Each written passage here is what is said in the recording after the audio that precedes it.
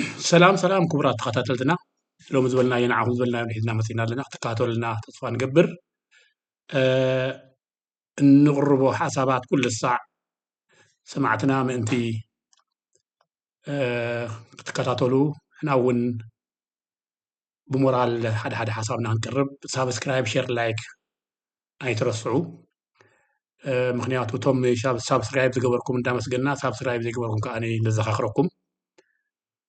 ዝኾነ ማሕበራዊ መራኸቢ ኩሉ ግዜ ካብ ተኸታተልቲ እዩ ዝዓቢ ኩናት ከም ዘይተርፍ ተረዲእና ኣለና ሎም መዓንቲ ንሕልፎ ከዓ ብዛዕባ እዩ 12 ሕዳር 2025 ኢና ዘለና ኩናት ብወገን ኢትዮጵያ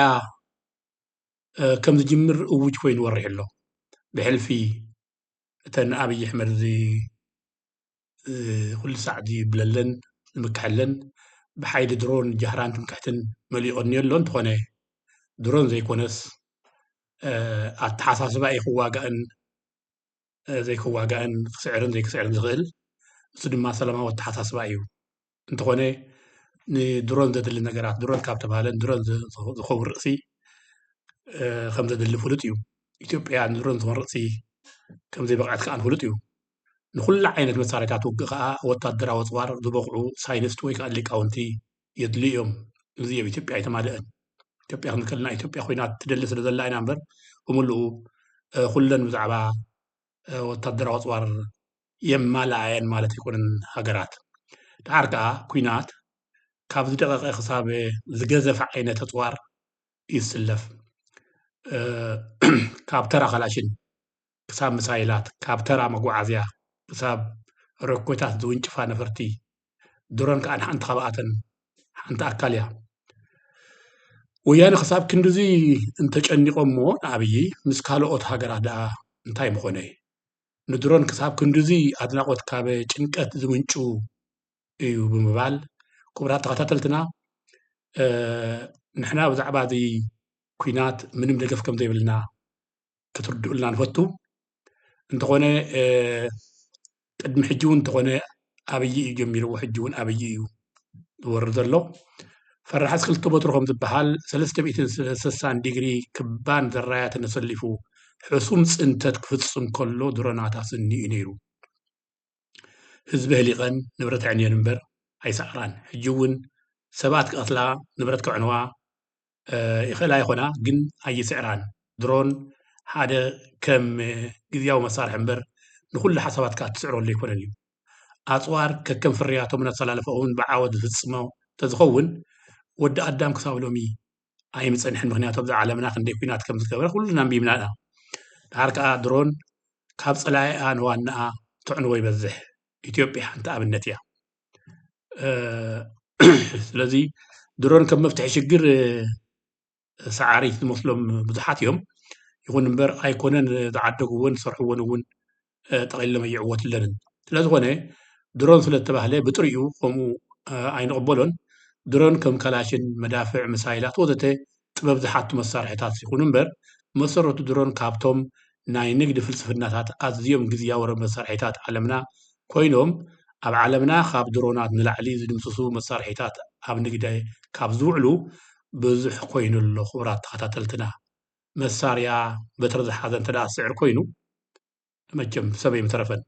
سلازي تي إثيوبيا تخرج زلا من قد تبعت مخانيو كل جزء أنا أبرز ورار مخان جمار مخان نايتي كويناتون سعراتي تختل أبزوان درونات كسابة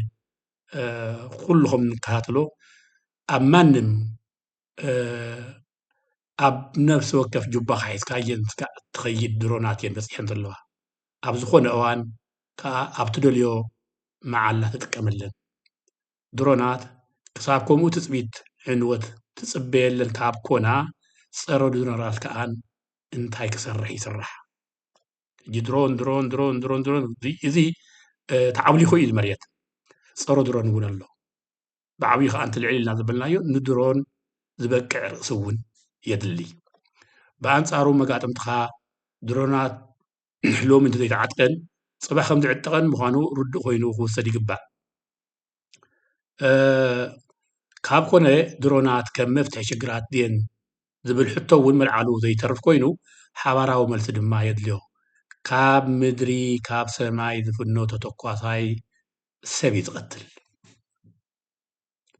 ሰብ ምቕታል መፍትሒ ሽግር ኣይኮነን ሕጂ እውን ኩሉ ግዜ መፀዋዕታና ንሱ እዩ መልሱን መፍትሒኡን ከም ዝስዕብ ገይረ ከቕርቦ ፍትንየ ደጊመ ሳብስክራይብ ሸር ላይክ ክትገብሩ ብምዝኽኻር እንሆ ድሕሪት ምልስ ኢልና ጌጋታት ብልፅግና ንምዝካር ኣብዚ ኩሉ እትይዎ ዘሎ ክጅምር ከሎ ኣገባብ ዘይብሉ ዕርቂ ምስ ምግደፍ ብኣግባቡን ብንጹርን ክኸይድን ህዝቢ እውን ርእይቱ ከቐምጠሉ ዝነበረ ዕድል ኣይተጠቕመሉን ዕርቀይ ፀላእናን ተኻሊእ ውዕሊ ጅዳ ካብ ኣፍልጦ ህዝቢ እተኸወለ ብምንባሩ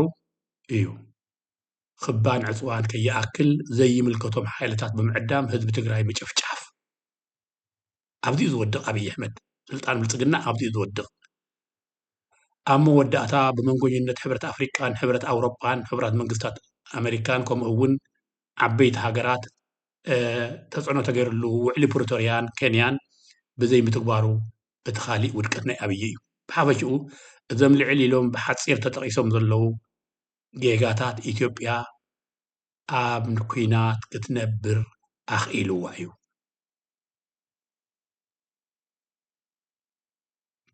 ንሱ ከይኣክል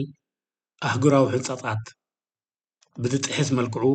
ሕቶታት ወደብ ሕቶታት ቀይሕ ባሕርን ግዝኣት ኤርትራን ብምምጣሩ እቲ ካሊእ ጌጋ እዩ ኣብ ክንዲ ብፖለቲካ ምድርዳር ብሓይሊ ንምፍታሕ ምዕግርጋር ተወሳኺ ጌጋ እሞ ብሰንኪ ዘይኸውን ንምዃን ጌጋታት ብልፅግና ዞናውን ኣህጉራውን ቆላሕታ ክረክብ ብምኽኣሉ ኣብዚ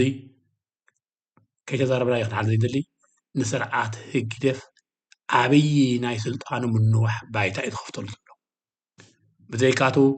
ናብ ትግራይ ኣብ ውሽጢ ኢትዮጵያ እውን ብሓይልታት ኣምሓራን ኦሮሞን ብዝለዓለ ደረጅኡ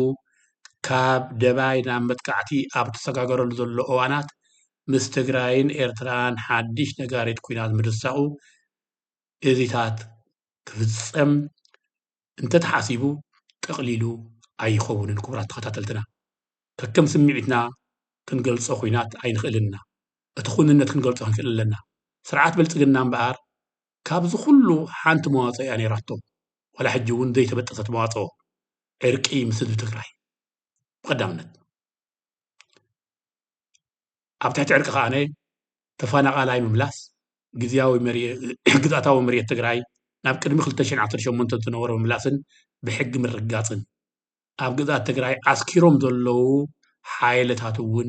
ምውፅኦም ሕጂ እውን ኣብ ግዝኣት ትግራይን ነባሪ ህዝብን ዝወረደ ኩሉ ዓይነት በደል ካዕስኡ ምርጋፅ ሕጋዊ ተሓታትነት እውን ምርጋፅ ሕጂ እውን ነግህ እምበር ኣይረፈደን ካብኡ ሓሊፉ ከምቲ ዝድሰቕ ዘሎ ነጋሪት ኩናት ክዕወተሉ ከም ዘይኽእል ኣይኮነን ንተዓዘብትስ ንባዕሉ እውን ይጠፍኦ እዩ ኣይብልን እየ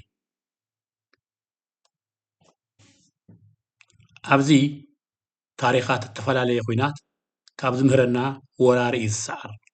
ስለዚ መወዳእታ እዚ ዝካየድ ዘሎ ክካየድ ተሓስቡ ዘሎ ኩናት ሰብኣውን ንዋታውን ቀሊል ከም ዘይኸውን ሰብኣውን ንዋታውን ክሳራታት ቀሊል ከም ዘይኸውን ርዱእ ኮይኑ ምብቃዕ ስልጣን ብልፅግና ከም ዝዛዘም ፍሉጥ እዩ ድሕሪ ምብቃዕ ስልጣን ብልፅግና እውን ሰላም ክህሉ ኢልካ መሊእኻ ምትንባይ ኣይከኣልን ኩናት ከዓ ኩሉ ሳዕ መፍትሒ ሸግራት ኣይኮነን ስለዚ ክቡራት ተኸታተልትና ሕጂ እውን ብልፅግና ካብ ዓቕምታትና ንላዕሊ ዝኸይድ ዘሎ ኩነታት ኮይኑ እምበር ብልፅግና መንገዲ ሰላም ተዝኽተል እቲ ዝሓሸ እዩ ነይሩ ንኩሉ ንትግራይ ንኢትዮጵያ ንኸባቢ ንኣህጉር ንዞናዊ ናይ ቀይሕ ባሕሪ ምርግጋእ እውን እቲ ዘይኮይኑ እዚ ኩናት ቅድሚ ሕጂ 10 ሃገራት ዝኾና 10 ሓይልታት ዝኾና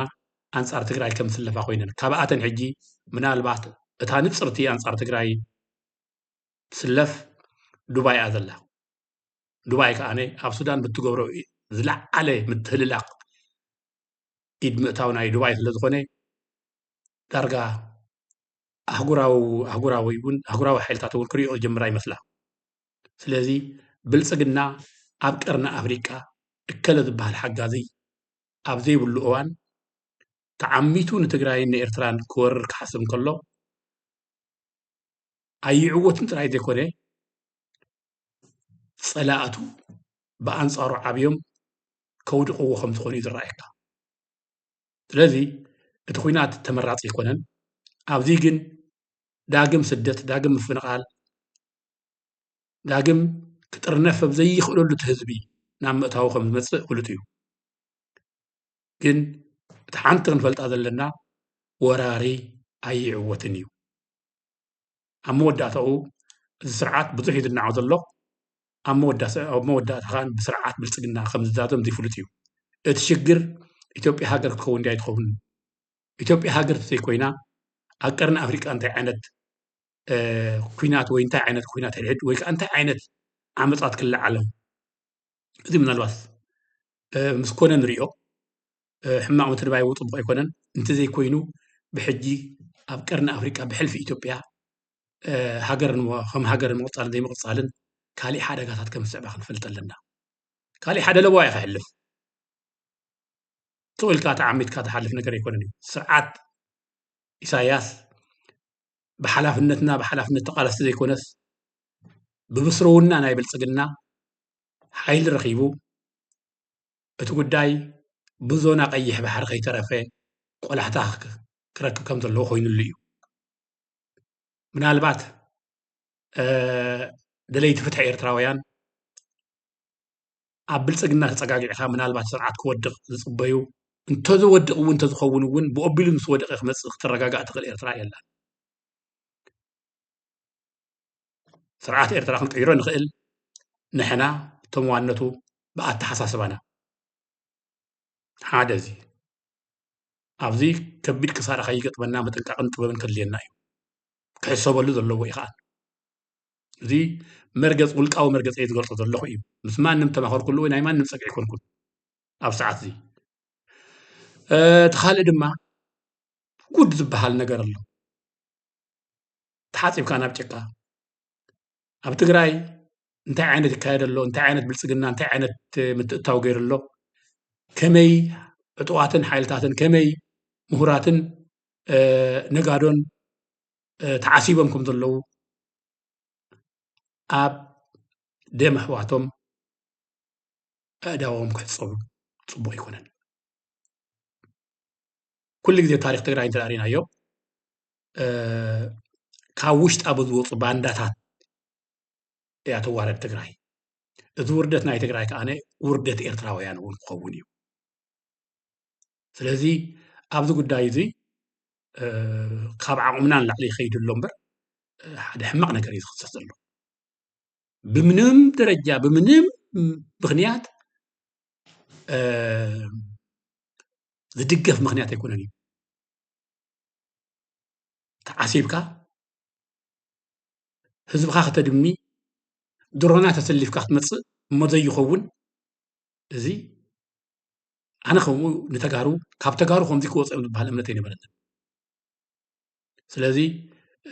እዚ እውን ተኻሊእ ገበን እዩ ኣብዚ ምጥንቃቕ ከድሊ እዩ ደድሕሪ ብልፅግና ተሰሊፍካ ዝመፅእ ዲሞክራሲ ናይ ትግራይ የለን ዝመፅእ ነፃነት ናይ ተቓለስቲ ኤርትራውያን እውን የለን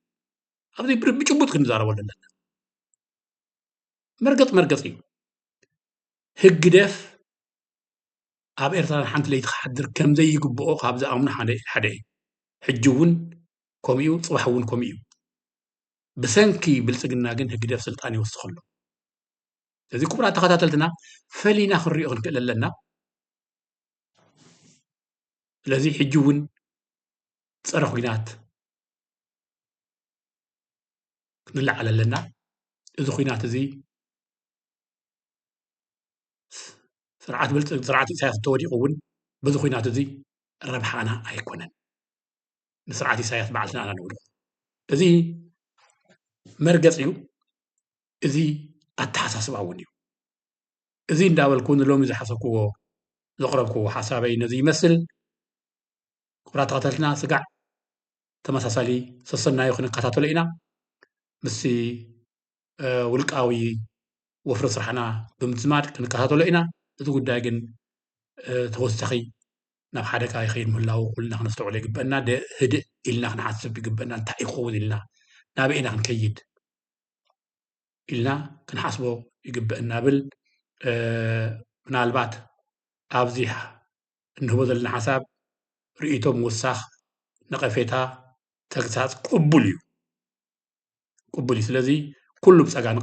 ንቕበሎ ኣንጻርና ንዝፀሓፍ እውን ብጸጋ ንቕበሎ ኢሎም ዝበልናዮ ከምዚ ይመስል ስጋዕ ተመሳሳሊ ሰላሙ